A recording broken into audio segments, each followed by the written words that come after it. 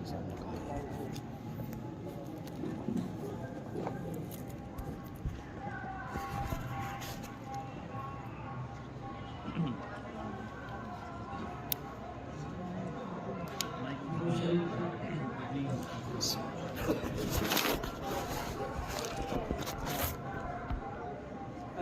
لله وكفى وسلام على عباده الذين اصطفى أما بعد فأعوذ بالله من الشيطان الرجيم بسم الله الرحمن الرحيم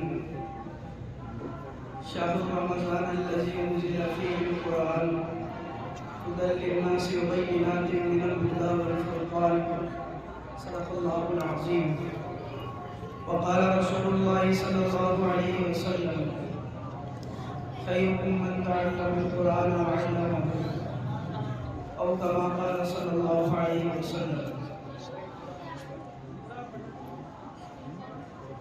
میرے بھائی محترم بزرگوں دوستوں، قرآن کریم اللہ تبارک و تعالی کی وہ کتاب ہے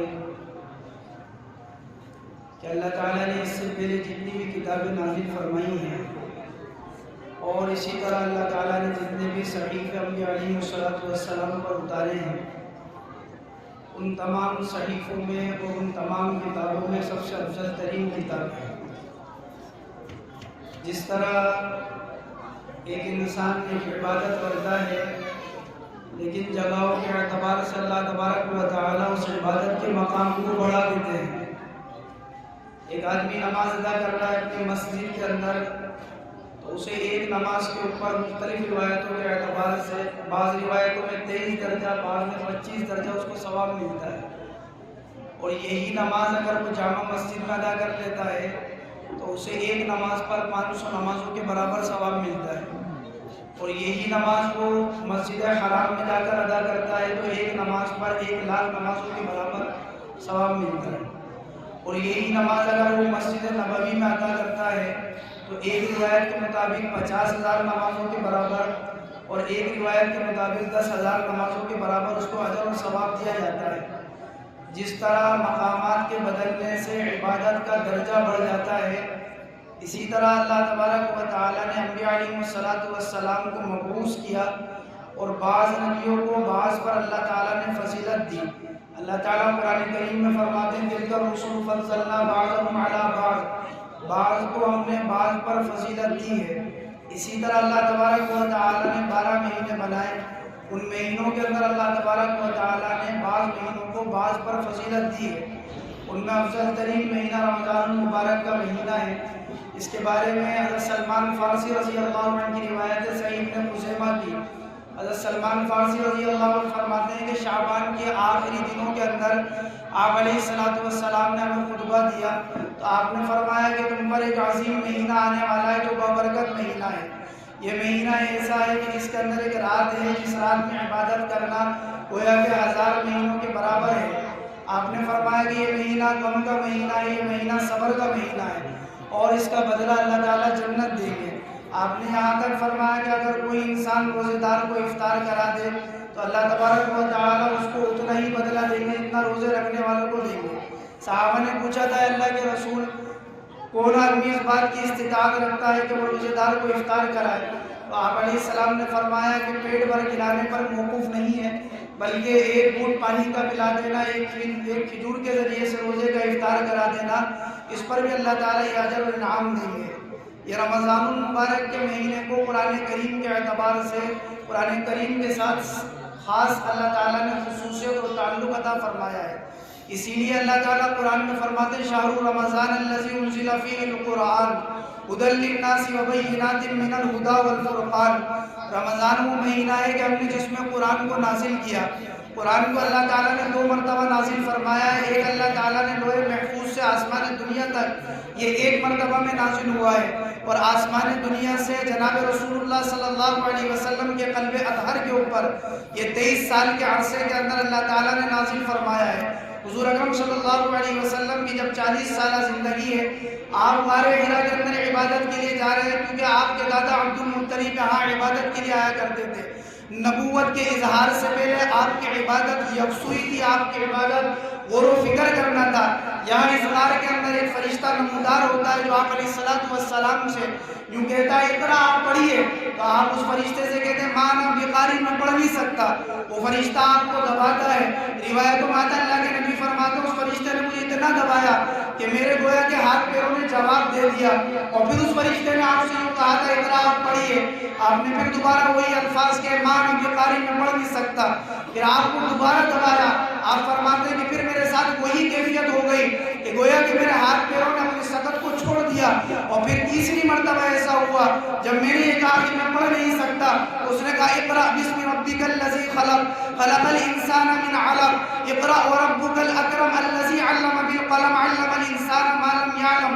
جو حضور اکرم صلی اللہ علیہ وسلم پر سب سے پہلی وحی تھی جو آپ کے دل کے اوپر نازل ہو رہی ہے، 5 آیاتوں کا نازل ہونا تھا، کہ روایتوں کے اندر آتا ہے، امام بخاری رحمۃ اللہ علیہ اس روایت کو لے کر آتے ہیں پہلی جلد میں صفحہ نمبر 3 کے اوپر باب کیف کان بدء الوحی صلی اللہ علیہ وسلم، اس باب کے تحت کے اندر کہ حضور پر وحی نازل ہو رہی ہے اور ایسی نازل ہوئی ہے کہ آپ علیہ السلام کی پیشانی سے پسینہ ٹپک رہا ہے، فرمایا آپ کا دل دھڑک رہا ہے، آپ کے شانے پڑک رہا ہے، اور آپ یوں فرما رہے ہیں ڈرتے ہوئے اماں خدیجہ کے پاس جب گئے، حضرت خدیجہ رضی اللہ تعالیٰ عنہا کے پاس زمینونی خدیجہ مجھے چادر اڑا دو، مجھے چادر اڑاؤ۔ حضرت خدیجہ نے کہا تھا آپ روزانہ غار میں جاتے ہیں عبادت کے لیے، لیکن آپ کی یہ کیفیت نہیں ہوتی جو آج آپ کے ساتھ کیفیت ہے، جو آپ کا معاملہ ہے، یہ پہلی وحی کا نزول تھا۔ تو اللہ کے نبی نے فرمایا تھا میرے ساتھ ایسا ایسا معاملہ ہوا، تو 2 روایت ہے، ایک روایت میں حضرت خدیجہ نے فرمایا تھا کلا واللہ لا یخزیک اللہ ابدا انک لتصل الرحم وتقری الضیف وتکسب المعدوم وتحمل الکلب ولعن لوائن الحق۔ اللہ کی قسم مجھے امید ہے کہ اللہ تبارک و تعالیٰ آپ کو رسوا نہیں کریں گے۔ آپ یتیموں کا دھیان رکھتے ہیں، آپ بیواؤں کا دھیان رکھتے ہیں، لوگوں کے ساتھ صلہ رحمی کا معاملہ کرتے ہیں، لوگوں کے بوجھ کو اٹھاتے ہیں، بھٹکوں کو راستہ بتاتے ہیں۔ آپ میرے ساتھ ورقہ ابن نوفل کے پاس چلیں اور آپ ان کی اپنی کیفیت ان کے سامنے بیان کریں۔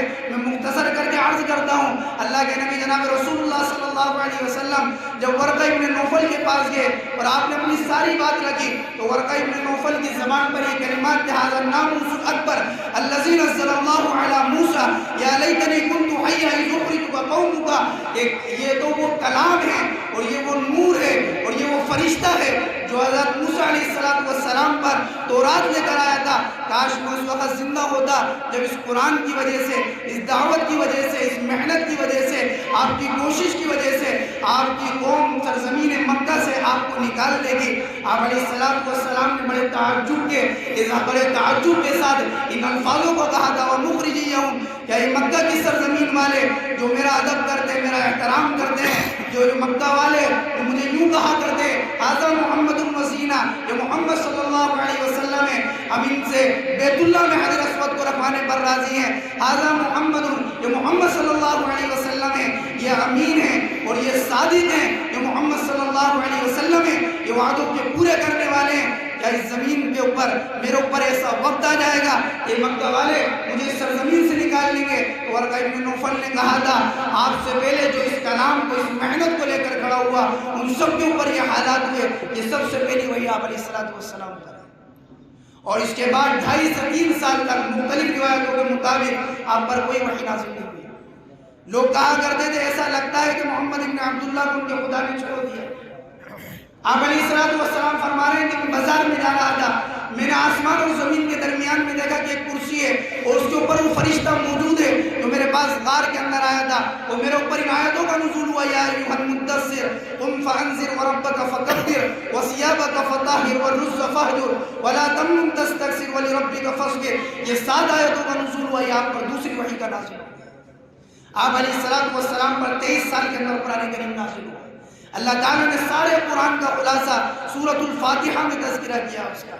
سورۃ الفاتحہ کو سورۃ الفاتحہ اسی لیے کہتے ہیں کہ اس کے معنی کھولنے کے آتے ہیں، یہاں سے قرآن کھولا جاتا ہے۔ اللہ نے سارے قرآن میں، علماء نے لکھا ہے کہ 6 مضامین ذکر کیے ہیں، وہ سارے کے سارے مضمون اللہ نے سورۃ فاتحہ میں تذکرہ کیے۔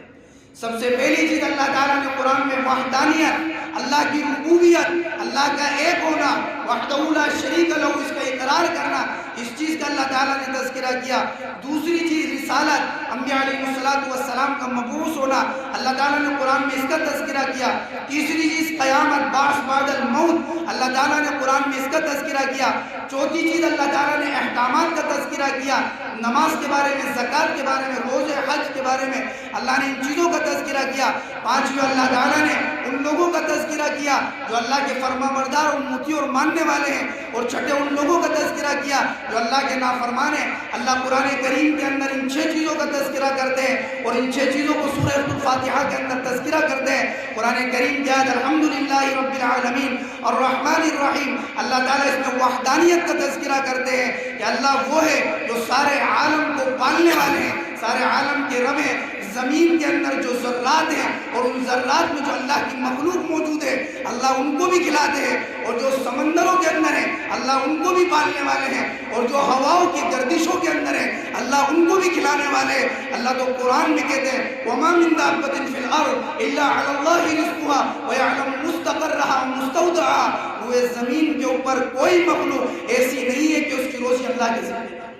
اللہ نے وحدانیت کا تذکرہ کیا۔ دوسری چیز اللہ تبارک و تعالی نے مالک یوم الدین، قیامت کا تذکرہ کیا۔ اللہ وہ ہے جو روز جزا کا مالک ہے۔ ہر انسان کا ایمان والے کا اس بات پر یقین ہے، ایمان ہے، آمنت باللہ و ملائکتی و کتبی و رسلی والیوم الآخر، آخرت کے دن پر ایمان ہے۔ اللہ تعالیٰ نے اس چیز کا تذکرہ کیا۔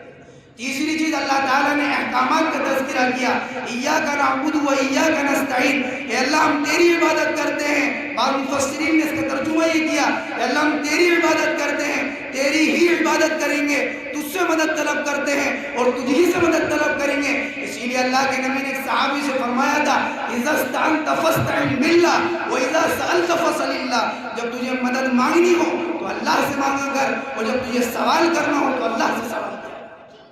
اس چیز کے اندر اللہ تعالیٰ نے احکامات کا تذکرہ کہ ہم تیری عبادت کرتے ہیں۔ اہدنا الصراط المستقیم، صراط المستقیم کے اندر اللہ تعالیٰ نے انبیاء علیہ السلام کا، ان کی رسالت کا تذکرہ کیا۔ صراط الذین سے مراد کون ہے؟ انعمت علیہم من النبیین والصدیقین والشہداء والصالحین، اللہ تعالیٰ نے نبیوں کی رسالت کا تذکرہ کیا۔ صراط الذین انعمت علیہم غیر صراط الذین انعمت علیہم اور غیر المغضوب علیہم ولا الضالین، اللہ تعالیٰ نے ان دونوں آیتوں میں ماننے والوں کا اور نہیں ماننے والوں کا اللہ تعالیٰ نے تذکرہ کیا۔ پورے قرآن میں یہ 6 چیزیں ہیں، اور اللہ تعالیٰ نے ان 6 چیزوں کو سورۃ الفاتحہ میں تذکرہ کیا۔ یہ قرآن رمضان المبارک کے اندر نازل ہوا، آسمان دنیا تک روئے محفوظ سے۔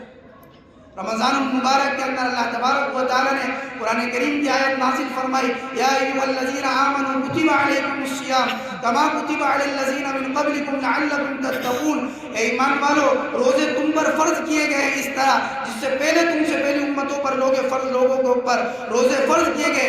الذین من قبلکم کی تفسیر کے اندر مفسرین نے لکھا ہے حضرت آدم علیہ نبیین علیہ السلام سے لے کر حضرت جناب رسول اللہ صلی اللہ علیہ وسلم کی شریعت اور آپ کی امت تک جتنی بھی امتیں گزری ہیں، جیسے پہلی امتوں کے اوپر روزے فرض تھے اور ان کی کیفیت الگ الگ تھی، جیسے پہلی امتوں میں نماز فرض تھی اور کیفیت کے اندر تبدیلی تھی، کسی میں رکوع تھا تو سجدہ نہیں تھا، کسی میں سجدہ تھا تو رکوع نہیں تھا، ایسے پہلی امتوں پر بھی روزے فرض تھے اور اس امت پر بھی روزے فرض ہیں۔ بتانا مقصود یہ ہے کہ اگر روزے رکھ رہے ہو گرمی کے ہو یا سردی کے، یہ تمہاری صرف خصوصیت نہیں ہے، اس سے پہلے امتیں بھی روزے رکھ چکی ہیں۔ روزے کے مقصد کو بتایا، قرآن کے مقصد کو بھی ھدی للمتقین کہا ہے، اور روزے کے مقصد کو بھی تقوی والوں کے لیے کہا ہے لعلکم تتقون، تاکہ تم متقی بن جاؤ، انسان کی زندگی میں تقوی آ جائے۔ روزے کا بھی یہی مقصد ہے اور اسی طرح قرآن کا بھی یہی مقصد ہے۔ اس لیے روزے اللہ تعالیٰ نے ہر بالغ مرد اور عورت کے اوپر فرض کیے کہ آدمی روزوں کو رکھے۔ اسی طرح رمضان المبارک کے اندر اللہ تبارک و تعالیٰ نے تراویح کو ایک زائد چیز بنایا ہے، جس کے لیے روایت میں اللہ کے نبی نے فرمایا کہ میں نے تمہارے لیے اس کو سنت قرار دیا ہے۔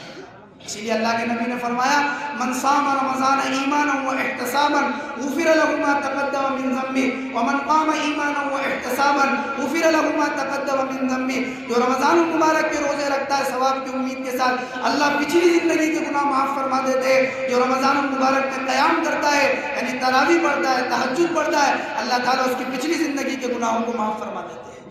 اس لیے روزے بھی رکھنے، تراویح پڑھنا۔ تراویح سنت مؤکدہ ہے، مردوں کے اوپر بھی اور عورتوں کے اوپر بھی۔ جس طرح مرد حضرات کے لیے تراویح کی 20 رکعتیں ہیں، اسی طرح عورتوں کے لیے 20 رکعتیں تراویح عورتیں گھروں میں ادا کریں گی، مرد حضرات مساجد کے اندر تراویح کو ادا کریں گے۔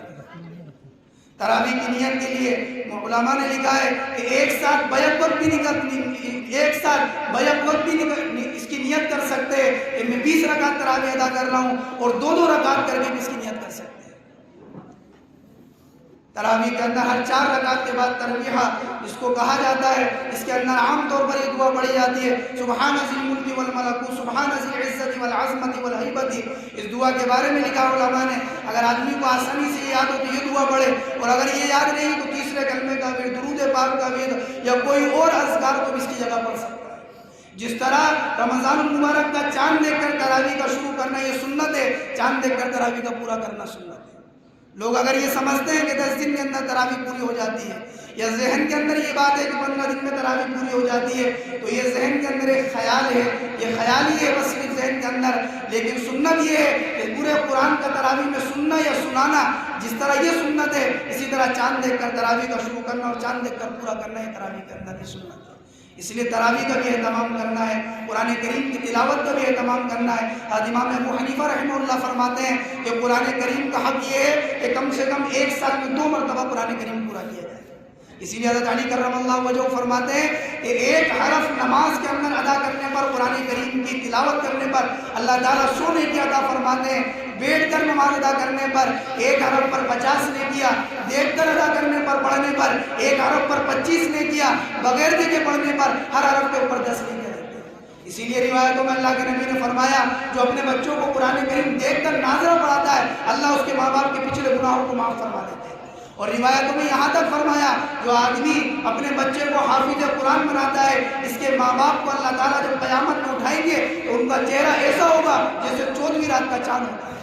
بعض روایتوں میں اللہ کے نبی نے فرمایا جو اپنے بچوں کو حافظ قرآن بناتا ہے، اللہ تبارک و تعالیٰ قیامت میں اس حافظ قرآن کو بلائیں گے، اور ایسے 10 لوگ جن کے بارے میں اللہ تعالیٰ نے جہنم کا فیصلہ کر دیا، اللہ اپنے فیصلے کو تبدیل کر کر حافظ قرآن سے کہیں گے ان کے بارے میں سفارش کر، حافظ قرآن سفارش کرے گا، اللہ اس کی سفارش پر جنت کا داخلہ نصیب فرمائے گا۔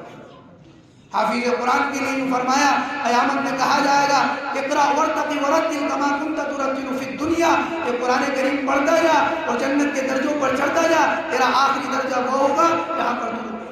اور بعض روایتوں میں فرمایا کہ قرآن کریم کے حافظ سے کہا جائے گا کہ قرآن کریم پڑھتا جا اور اس کے باپ کے درجوں کو اللہ تعالیٰ بلند کرتا جائے گا۔ اس لیے ہم سب یہ نیت کریں کہ انشاءاللہ رمضان المبارک میں روزے بھی رکھیں گے، تراویح کا بھی اہتمام کریں گے، اور اپنے بچوں کو قرآن کریم کی تعلیم بھی دیں گے۔ اللہ تعالیٰ اپنے سب کو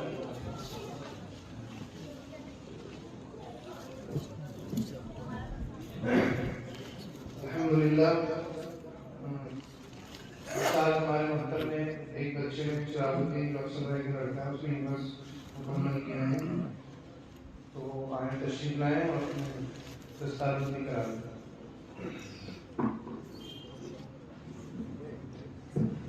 سب سے پہلے مفتی عبدالواجد صاحب،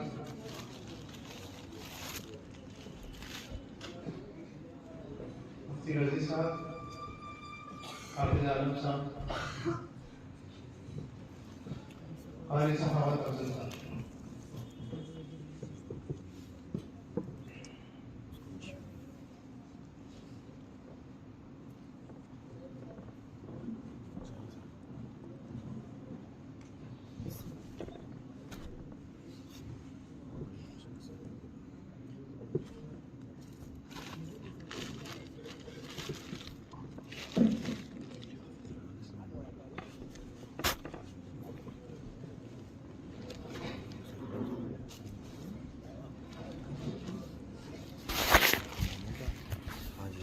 یہ بن رہا ہے کل منسوخ بات